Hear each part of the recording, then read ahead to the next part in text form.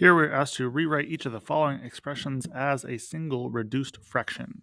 So in this one here, there's a couple ways to do this. I usually for the first one would multiply by the reciprocal because when we're dividing fractions, I'm gonna, for practice here, use my idea of a giant one when I am dealing with, fractions within fractions, because when I, multiply this by 2 on the top and the bottom, it would get rid of both of those and leave me with just 1 over the square root of 3.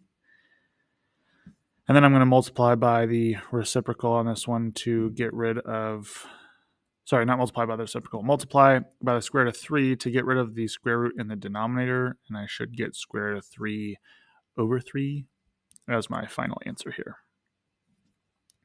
For this one here, I want this to be a single reduced fraction, so I'm going to simplify each of these first, getting like a common denominator here. So for this first one, I'm multiplying x over x on the left here.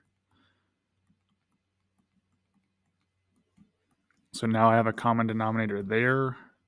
For this one, I'm going to multiply by x plus 1 over x plus 1.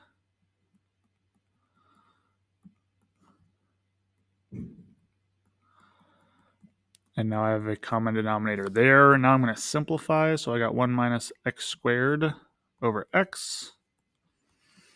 1 minus x minus 1 over x plus 1. And then from there, this is a difference of squares. So I got 1 plus x and 1 minus x. And this one, 1 minus 1 is 0. So I really just have negative x over x plus 1.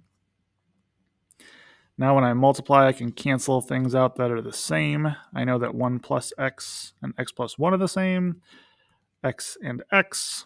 So really I just have negative 1 minus x, or negative 1 plus x, or x minus 1. So lots of steps on that one, but I think recapping, get a common denominator so that we can get each of these individual things as a single fraction. Then from there, factor and simplify our numerators. And then from there, cancel anything that we can and simplify our answer to get to our final.